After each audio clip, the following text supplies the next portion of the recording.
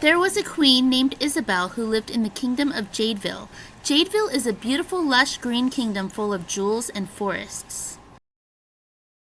The river that flows through it has many lily pads on its banks. It is also home to many exotic birds, including parrots and peacocks.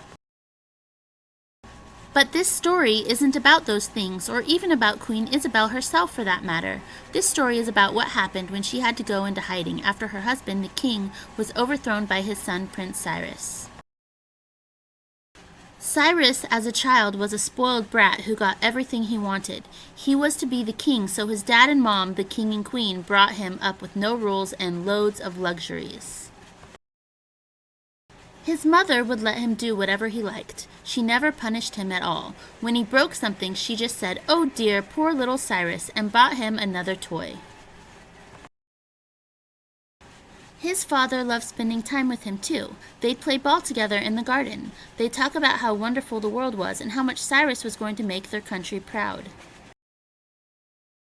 And then Cyrus grew up to be a not-so-nice person. He was greedy and wanted everything for himself. So while he did have his parents' love, he didn't really know how to handle it. After all, nobody ever had been as selfish as he was before.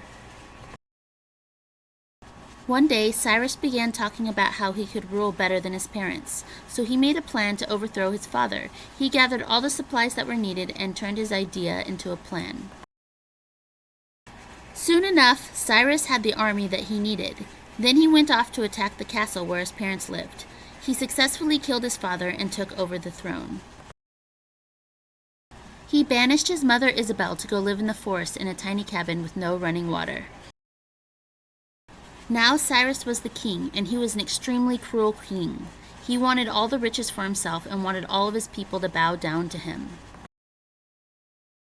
The lesson we must learn from this is that spoiling your child can come back and bite you in the butt.